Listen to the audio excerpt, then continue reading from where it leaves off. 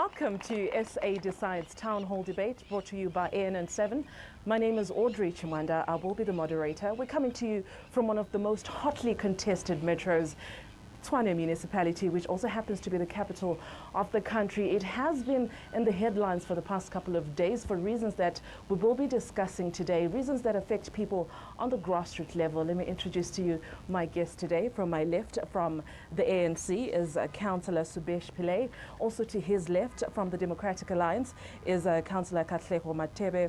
Also to her left, from COPE, is Nkwame Wankwame. We also have a political analyst who will be helping us to analyze all the situations we'll be discussing today.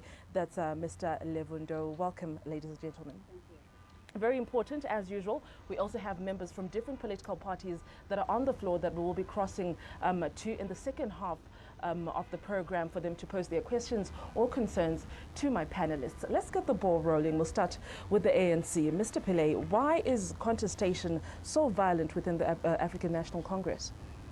Well, I think the violence that we're seeing is almost unprecedented. I think the ANC has been at the forefront of ensuring that we condemn the violence. And the leadership of the ANC board at the regional level and the national level is currently speaking to our structures.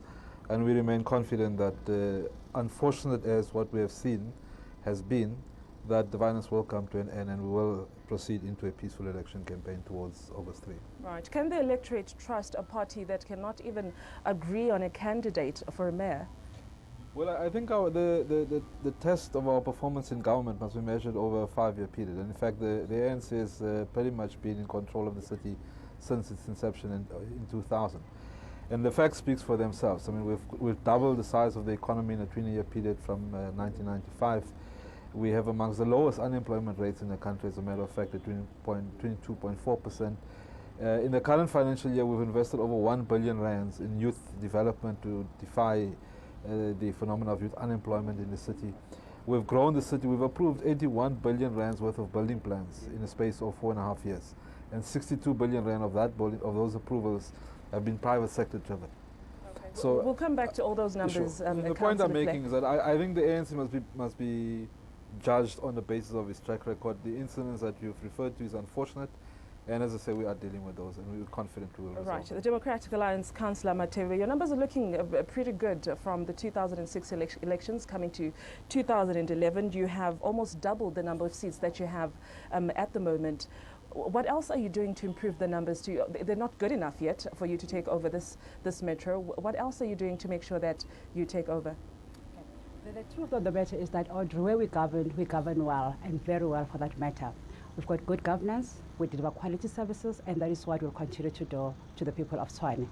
And I also want to dispute something that my colleague here just said. He just said that I know they've dealt with unemployment. It is not true, Audrey. Unemployment in Tshwane is 26%. And in Cape Town, 21%. In Midvaal is 18%. The people of Tshwane are continuing to see that where DA governs, it governs better. And where we say we create jobs and we create quality jobs. And we do recognize that EPWP are important for poverty alleviation. Those are not the kind of jobs that we want to be proud of, to say that we have increased jobs. We talk good quality jobs. And another thing that we are also very, very concerned about is to fight corruption. We have been seeing where we govern that we do fight corruption, and we fight it very well. And the other thing that is ravaging the city of Tshwane is crime and the use of drugs. And where we govern, we have introduced specialized unit, where we call them stabilization unit. And that is exactly what we will do in the city of Tshwane. We will bring a stabilization unit that will deal with issues of drugs.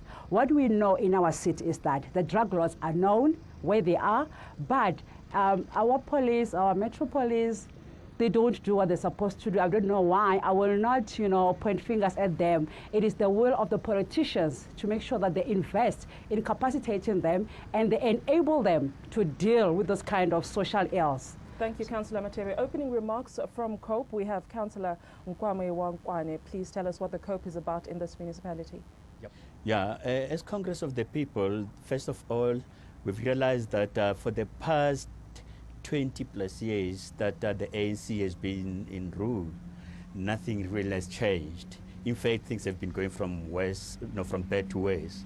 And COPE says that this is time that we need to bring back the vision that our forebearers wanted to see South Africa in the new order being. I'll give you a number of issues here that we are concerned about. First of all, we're saying that the issues regarding drugs is really out of control. Every corner where we're going, our youth in particular are almost tipsy with drugs. Scope says that we need to be serious about it and we need to make sure that this changes. And again, COPE want to prioritize jobs and job enterprising. Our concern is that the ANC government has been, doing preferential kind of work. We find that if you are not a card-carrying member, you don't get certain things, and that is a problem for us. We're saying that we cannot go and choose and say only these people are to be given specific job on the basis that they've got the membership card, because when we go and pay tax, you are not asked what is your membership card. All of us do that. And again, COPE says that the kind of the RDP houses that we have are not good enough. They're actually too small. And when we have to instill dignity, we have to improve that kind of housing so that the people who live there, they can be very much proud and feel that they're indeed in a home. And we'll come back to all those issues and how the COPE wants to make a change in a practical manner, as you've noted all the issues that you're concerned with. I want to come to our political analyst, Mr. Ndori. Thank you for joining us. We have the economic freedom fighters joining in the elections for the first time in August. How do you think this will change the political landscape? Well, I think one must indicate that the 2016 elections, local government elections, if you look at the manifestos from the different political parties, they're mainly targeting issues that affect young people. And if you hear what the ANC says, the DA, COPE, and now the economic freedom fighters coming into the fray, you actually get all the efforts from the different parties focusing on young people. Last week, when we were celebrating, when we were commemorating rather the 16th June, all the people that were speaking were putting an emphasis on the challenges that are actually facing young people. And they spoke about drugs, they spoke about the abuse of alcohol, and the focus on education to ensure that they actually move away from this poverty and better their lives. And the message that one gets from the different political parties is mainly that is focusing on young people, and that is where most of these political parties are actually going to get the vote from. The mishappenings yesterday in Tshwane, the banning of schools, the banning of buses, preventing people from going to work, it was actually done by young people. And I think they're actually sending a message to politicians to say, we are actually being frustrated or we're facing challenges.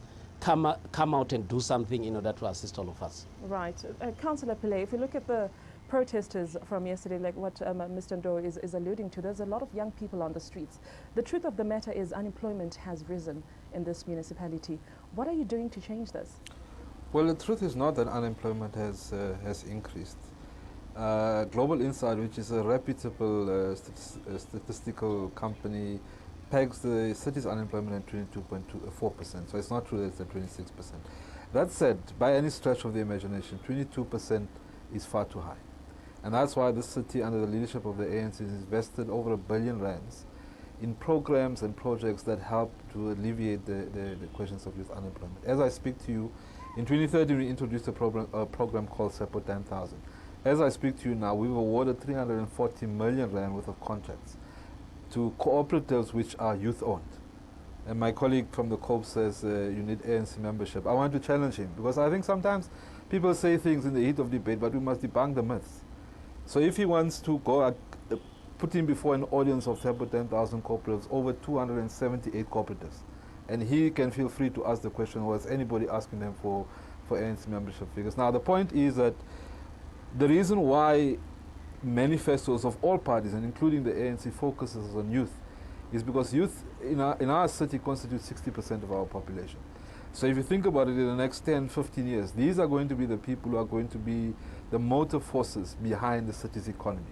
And it's important that we skill them appropriately to contribute productively into that economy. Is the NYDA so working? that Look, the NYDA is certainly working. I was this morning addressed an SMME fair. At least 6 of the SMMEs who were incubated in that program spoke very highly of the support that they're receiving from the NYDA. Our view as a city is that we're not reinventing the wheel. There's a plethora of support that is provided by national government agencies, by provincial government agencies. And what we do in the city is we create a basis to coordinate all of that intervention. And then critically, we've taken the decision, and that's how Sepo 10,000 arose, that we're going to use the city's procurement budget as a leverage to ensure that we empower young people.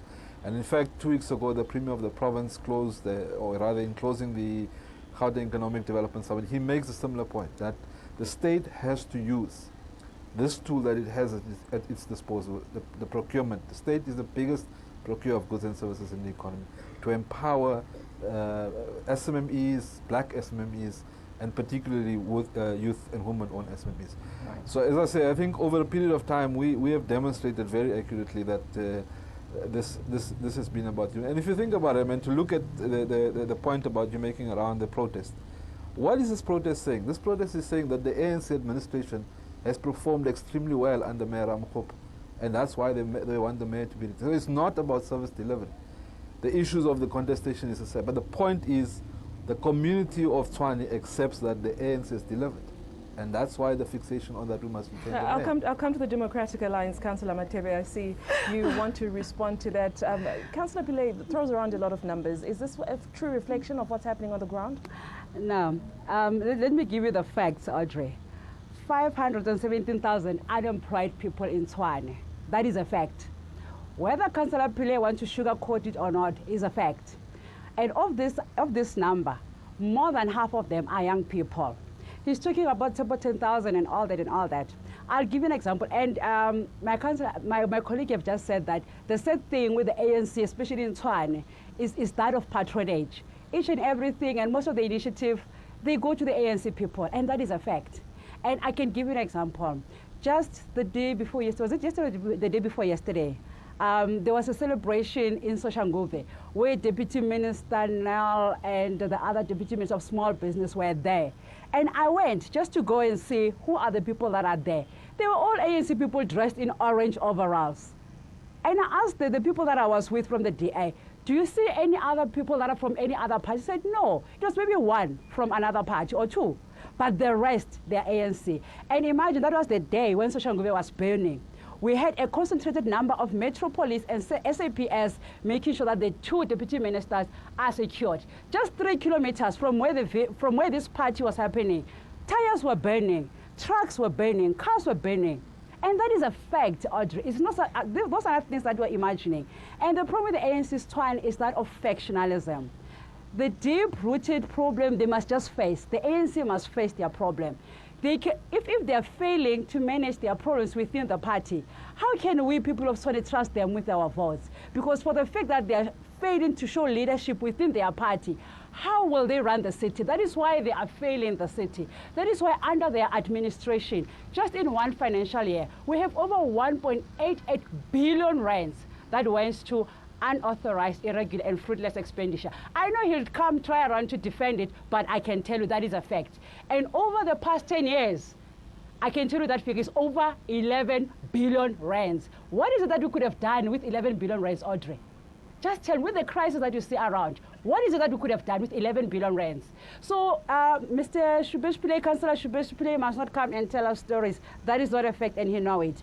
And the fact that I'll give you an opportunity to respond. Let her throw the numbers as well, and then we'll come back to that. And the fact that he's saying they are doing whatever, Tshwane 10,000, whatever. Let's see the results. Let's see the results. And if you go and check who are those people, and the reason people are fighting like this is patronage. They know that if Sputla goes, Sputla's faction, the patronage is gone. The cash taps are closed. Right. If Mapiti Matsena's affection as well goes, it means Mapiti's patronage is closed. Yeah. All the ghost employees that are in the city of Tshwane will be unemployed. So it is not for us to, the sad thing is that the ANC fight spilled over to the whole of the city. Our parents were stuck in places of the employment. They couldn't go home last night because buses were not driving around, because the townships were burning. Is that fair? Is that a caring ANC? I don't think so. And people are seeing a caring Democratic Alliance because indeed we do care.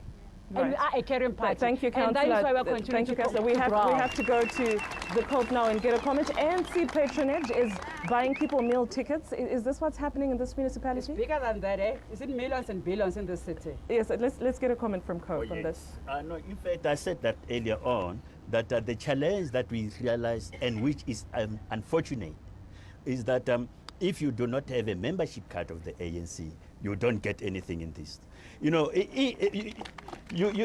even for this EWP program, where people go and pick up debt in the street, which the ANC pride itself and say, this is the jobs that we've created. And I mean, can we say it's job just to go and pick up what called a piece of clothes? Even with that, which is bad, they still keep it to themselves. If you are not a member of a card-carrying member of the ANC, you cannot even get that, and that is the fact. And that is the heart of the, is the heart of this. We'll ask the ANC to respond to that. You still want to say something else? Oh, yes. Yes, go ahead. The ANC have come with a program in the city where they put in Wi-Fi's with the intention that people must have access to internet all over. But that thing does not even have signal. You have to go and stand underneath the thing to be able to pick up. Everyone have to go and stand under at the fence. And let me tell you, the real problem with that is that the thugs don't have to worry where to go and get the PCs and the cell phones. They just go and make collections at this point, because that's where people are. They find them there. Thank you, Councillor. I want to get a comment from Mr. Ndo. Your comments on all these allegations of ANC patronage, of factions in the ANC affecting people that are on the grassroots level? Well, I think these are not new allegations. These are the allegations that we hear all the time during elections. And I think it's time for people that are in the leadership positions in the ANC to come out and say, each time when we move towards elections, we're being advised by opposition parties that you actually follow patronage and you actually employ people on the basis of their membership. And I think if the ANC still wants to control the municipalities, that's one area that they actually have to learn. But at the same time, we still need, beyond elections, we need all the different political parties to be able to come together, because the success of a municipality cannot be left in the hands of only one party. What mostly happens in a number of municipalities is that the party that has won the election is only left to do all the things on their own, and the other political parties' role is to ensure that they don't become successful. And that does not assist the ordinary voters. What we need from all the political parties is to say, we're given the mandate by South Africans to run the municipality together. And that's why we need opposition parties to ensure that there is sufficient accountability from the ruling party so that everybody has to be assisted. It is said to realize that certain people can't access services because they don't belong to certain political parties. And I hope other parties, if they get a chance to run, COPE and the DA should avoid doing the same, because it does not assist the ordinary citizens that are seated on the ground. Thank you, Mr. Ndo. Councillor Clay, would you like to respond? Well, you know, I think there's a problem here. I mean, parties are given an opportunity to say what will they do if they have an opportunity to run the city. And they have nothing to say, really. All they are pointing at is what the ANC didn't do right. And I think that's very unfortunate. That's very unfortunate. So Councillor says that the drug lords are known and the ANC has done nothing. I mean, there's a police station here. If she knows the drug lords, she must go to that police station and open up a case. And when she says we have done nothing, she must say, here's the case number, I reported it and such, because she says she knew the drug lords. Here's the case number and the ANC has done nothing. Then we're talking seriously. But if we just throw around allegations here, it's not going to help. And the figures I'm putting before you, I'm challenging any of my colleagues, because they all sit in council, fortunately. I challenge any one of them to contest it on the basis of fact. And I'll be the first to acknowledge if we are misleading the public. But the figures I'm putting to you, I'm giving you the assurance that These are factual figures. Now, let me explain to you. I'm saying to you we'll spend R1 billion on youth development under the current term. For the past 5 years, the Democratic Alliance has voted against that budget in the city of Tshwane. The Democratic Alliance has voted against the provision of free Wi-Fi in the city. COPE sits on the fence. They do worse. They don't even vote against it. They sit on the fence. They don't take a position. So how do these parties hope to run the city when they could not even, as your political analyst is making a very important point, that the leadership of council is not the ANC, it's the collective of parties that exist in that in that council, and people don't vote. Now there's a reference to free Wi-Fi. I mean, you can look around you here, you'll see those free Wi-Fi spots, and what you'll find is that at any of these Wi-Fi spots, young people are congregating to use and benefit out of this Wi-Fi. The World Bank says that every 10% of internet penetration generates a concomitant growth in GDP of 1%. That's not me, the World Bank. We're going to check those figures. So what it means is that the provision, people look at Wi-Fi very myopically. Why are you spending 250 million rands on Wi-Fi when you could be putting in what? We're saying for this city to be sustainable and successful into the future, we must grow our economy in a sustainable way. EPWP. The ANC is the first to acknowledge that EPWP is not job creation. It is a program meant to alleviate the immediacy of the problem of unemployment in the city and poverty alleviation. The fact of the matter is that we've spent over, I think the figure now is to spend over R500 million rands that we're paying to the EPW beneficiaries. Now, every cent of that money for one EPW beneficiary benefits 3 people in a family. All right? So it's fine to knock the program and say, but it's not a reasonable way. But the fact of the matter is that 2 years ago, 1 year ago, when people were not in that program, they sat with an income of 0. You are now giving them an income which gives them the opportunity to be trained, to be upskilled, and yes, when opportunity arises, they're able to move on to bigger and better jobs. So we're quite conscious that EPWP is not going to solve the problem of unemployment in the city. Okay. But we're saying that it's an entry point and it's a basis incrementally to move on into the future. And I mean, I've made the point about the statistics. This city has on numerous occasions won accolades from various institutions, including for the city's growth management. So other parties can, I mean, the fact speaks for themselves. Over the 5-year period, the ANC has grown the city's economy. Thank you for responding to most of those questions, Councillor. I just want us to touch on 2 other points very quickly.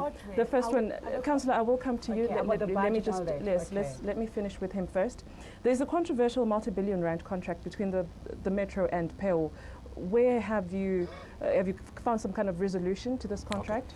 Okay. The Security of Revenue project was meant to ensure that there's a greater efficiency in how the city meters for consumption and how we collect the resources. And the rationale basically is that if you provide prepaid electricity, you don't have the problem of having to wait 45 days to collect money. So you buy electricity currently through a conventional meter. We pay ESCOM for the electricity today. We have to wait 45 days before you pay us back the money that we're able to pay. So why was this deal found to be irregular? The reason why the city decided to go prepaid meters is that we are able to deal with that problem now. I understand why you wanted it, but why was it found to be an irregular deal? And what kind of damage did it do to your finances as a municipality? Let me make the point that the termination of the PEO contract was at the initiation of the ANC. So we were the first to acknowledge that our program, as solid as the principal approach to the prepaid of prepaid electricity is, that the conditions on which the tender was awarded meant that the city was not getting the maximum benefit. And that's why we went to mayoral committee to ask for the contract to be terminated. That's why we went with the report to council to ask for the contract to be terminated. And as I speak to you, that contract has been terminated. We're now currently in the final process of appointing a new service provider to take over the contract. And once that happens, the city will again be in a position to reap the benefits that was initially intended to be derived out of the prepaid meter project. Right, let's speak to Councillor Matebyo, who's about to jump out of his seat. Does this deal speak to the irregular expenditure that we have been speaking about? Councillor Shubesh knows that it is not at the initiation of the ANC that this thing was cancelled. DA has always made an issue of this because we knew from the beginning that this was also part of the patronage. And, you know, you can test each and everything that can go wrong, went wrong with this contract. And it is through also court interventions that they had to stop. they were not willing, they didn't have the will to stop it, and they were not going to stop it as well. And they gave you the opportunity to talk. Audrey, can I continue? Yes. And with this Pew, they only installed 13,000 meters, and they must tell us how much money they paid Pew to date. Shubeshi said he must tell us how much did they pay Pew for installing only 13,000 meters. And the other thing as well, he's saying that DA has always opposed the budget. Yes. Confidently so, for very good reasons. Let me tell you why.